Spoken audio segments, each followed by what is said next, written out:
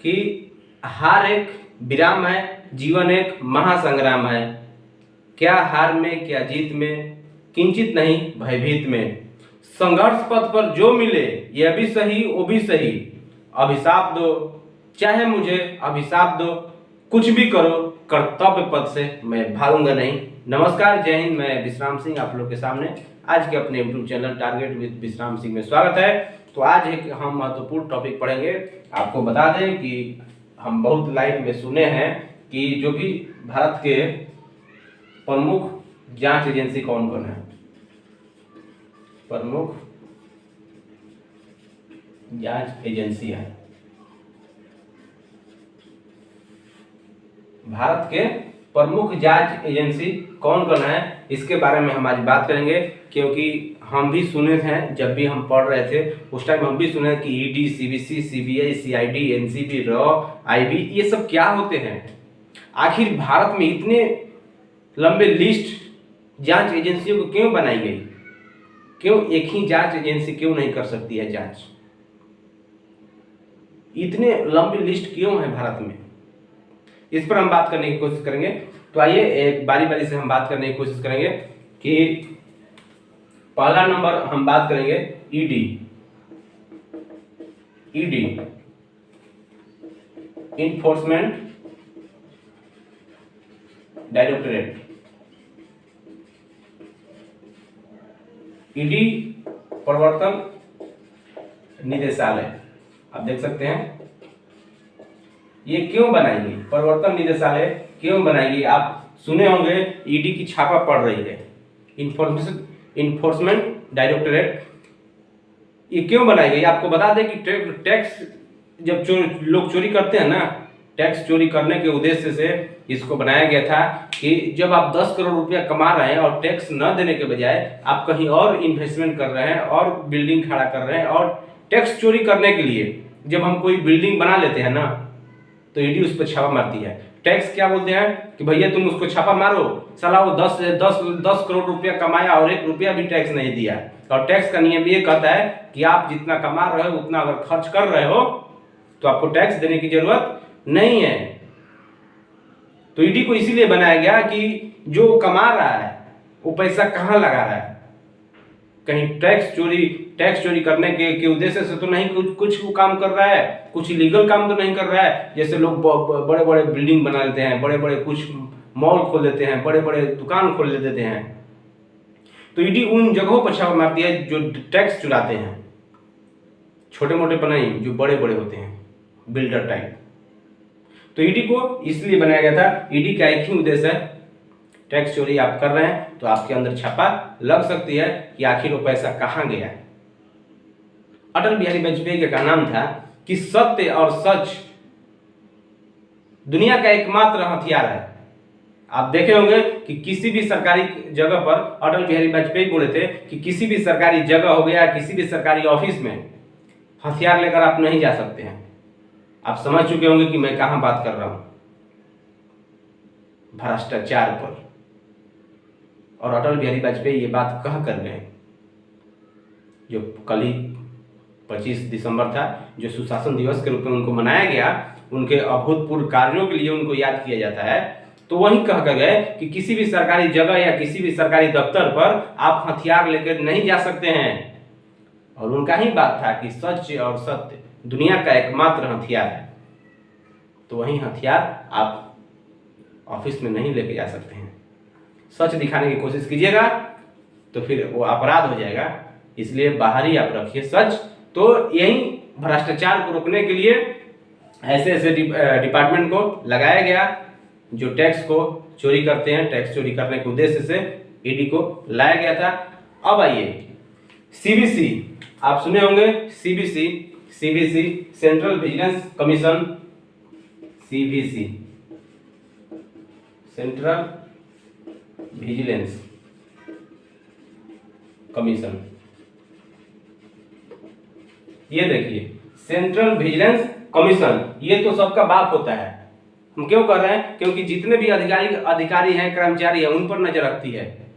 कोई भी बड़े बड़े डीएम हो, एसपी हो, कोई भी अधिकारी होने दो, भारत के कोई भी अधिकारी होने दो, ये उन पर नजर रखती है। यहां तक कि ईडी पर भी नजर रखती है। देखिए, सरकार बोल दिया ईडी तुम छापा मारो, और सरकार सीबीसी को बोल दिया कि तुम उसके ऊपर छापा मारो। एक कहावत है कि चोर को बोल दिया चोरी करने के लिए, और जिसके घर में चोरी हो रहा है उसको बोल दिया कि तुम जगे रहो। अब सुन लो, सरकार बोल दिया ईडी को कि तुम छापा मारो 10 करोड़ पर, और सीबीसी को बोल दिया कि तुम उस अधिकारी पर छापा मारो जो 10 करोड़ का हिसाब किताब कैसे कर रहा है। वो कहीं वो 10 करोड़ में 2 करोड़ अपने और 8 करोड़ उसको तो नहीं दे रहा है। तो सीबीसी को हम बोल सकते हैं ये जासूसों का जासूस है। ये जितने भी जासूस है ना, जितने भी खुफिया विभाग हैं, ये उनका भी खुफिया विभाग है। ये उन अधिकारी या कर्मचारियों पर नजर रखता है। तो हम सीबीसी को कह सकते हैं ये सीसीटीवी की तरह काम करता है। सीसीटीवी कैमरा की तरह ये काम करता है आपका सीबीसी। क्या समझे? अब आइए नेक्स्ट पॉइंट हम बात कर लेते हैं। नंबर 3 सीबीआई और एक होती है सीआईडी। क्या समझे? Central bureau of investigation. क्या समझे? और सीआईडी का मतलब आप देख सकते हैं क्रिमिनल इन्वेस्टिगेशन डिपार्टमेंट। ये क्रिमिनल इन्वेस्टिगेशन डिपार्टमेंट। ये देखिए, जो सीबीआई है ना, ये सेंटर के तौर पर काम करती है, ये सेंट्रल लेवल पर काम करती है। वहीं सीआईडी जो है ये स्टेट लेवल पर काम करती है। आपको बता दें कि ये राज्यों में काम करती है सीआईडी, और ये सेंटर में काम करती है। इसको अगर जांच का हाई कोर्ट आदेश दे सकता है या सुप्रीम कोर्ट दे सकता है, और इसको स्टेट आदेश देगा या हाई कोर्ट। क्या समझे? अगर आपको सेंटर में जांच करना है, कुछ भी जांच करना है, कुछ भी खुफिया से रिलेटेड आपको कुछ भी जांच करना है, तो सीबीआई है, सेंट्रल ब्यूरो ऑफ इन्वेस्टिगेशन, और इसको या तो सेंट्रल गवर्नमेंट आदेश देगी या हाई कोर्ट या सुप्रीम कोर्ट। लेकिन वहीं आपको अगर सीआईडी की बात करें तो क्रिमिनल इन्वेस्टिगेशन डिपार्टमेंट ये स्टेट लेवल पर होता है, और स्टेट लेवल या तो स्टेट जो गवर्नमेंट है वो आदेश दे सकती है या हाई कोर्ट दे सकती है। उसके आधार पर ये जांच करेगा, कोई भी अगर बात स्टेट में हो तो। क्या समझे? एक और आइए, एनसीबी होती है। एनसीबी आपको पता है, एनसीबी अभी हाल ही में बहुत चर्चा में हुआ करता था। एनसीबी जो अभी नारकोटिक्स कंट्रोल ब्यूरो। क्या समझे? Narcotics control bureau. आप बॉलीवुड में देख रहे होंगे कि बहुत ये चर्चा में था एनसीबी। ये ड्रग्स की जांच करता है। मान लीजिए कि मेरे घर में ड्रग्स पकड़ाया, चाहे आपके घर में कोई ड्रग्स पकड़ाया, किसी ने खुफिया विभाग जांच किया और आपके घर में ड्रग्स पकड़ाया, तो ये कौन आएगा जांच करने? एनसीबी आएगा, नारकोटिक्स कंट्रोल ब्यूरो। ये हमेशा ड्रग्स की जांच करेगा। सबका अलग अलग खुफिया विभाग, खुफिया एजेंसी बनाया गया है हमारे इंडिया में। एक दोस्त बोल रहा था कि सर रॉ क्या होता है? Raw, research and analysis wing. Raw क्या होता है? तो वही रॉ की आपको बात करें, 6 number raw, research and analysis wing. जो भी भारत के बाहर अगर आप कुछ खुफिया जानकारी लेना हो ना, हमारे इंडिया से बाहर जो भी खुफिया जानकारी लेना हो, वो रॉ का काम है, research and analysis wing. Bharat के प्रति जो भी जासूस अगर भारत के बाहर कर रहा है, तो उनकी भी जासूसी करना ये रॉ का काम है, ये रॉ का प्राइमरी ड्यूटी है। इसलिए हमारे भारत में रॉ को बनाया गया है। और वहीं रॉ की जगह अगर आपको कुछ इंडिया के अंतर्गत काम करना है, तो इसके जगह आईबी को बनाया गया है। आईबी आप सुना होंगे कि आईबी क्या समझे? Investigation bureau. इसको भारत के अंदर अगर कुछ भी जांच करना है, ये भारत के अंदर काम करेगी। भारत के अंदर कहीं मान लीजिए कि सुनने में आया कि वहां पर बम ब्लास्ट होने वाला है या आतंकवादी हमला होने वाला है, वो आईबी का काम है। आईबी का काम है कि वहां से पता लगाए कि या सच में ऐसा होने वाला है या नहीं है। भारत के अंदर आईबी और भारत के बाहर रॉ एजेंसी। और नेक्स्ट हम बात करते हैं, एक और होता है एनआईए, बहुत चर्चा में रहता है एनआईए। आपको देखे होंगे कि एनआईए क्या समझे, ये एनआईए आप देख सकते हैं, नेशनल इन्वेस्टिगेशन एजेंसी, एनआईए। ये आतंकवादियों की जांच करता है, इन्वेस्टिगेशन, जहां बम ब्लास्ट हो जाए, कुछ भी हो जाए, वहां पर ये नेशनल लेवल पर काम करती है एनआईए। क्या समझे। और आपको बता दो कि आतंकवादी से घटनाएं जो भी होती है ना, जिस उसकी जानकारी अगर जांच करनी है तो एनआईए का काम है। तो आप देख सकते हैं सबका हम बता दिया, ED, CBC, CBI, CID, NCB, raw, IB, NIA, ये सबकी बात हम आपको बता दिए। और आपको बता दें कि हमारा भारत ने यूएसए से कॉपी किया है, कुछ ऐसी भी पॉइंट है जो यूएसए से कॉपी किया गया है, तो उसको हम बता दें कि किस तर्ज पर किया गया था।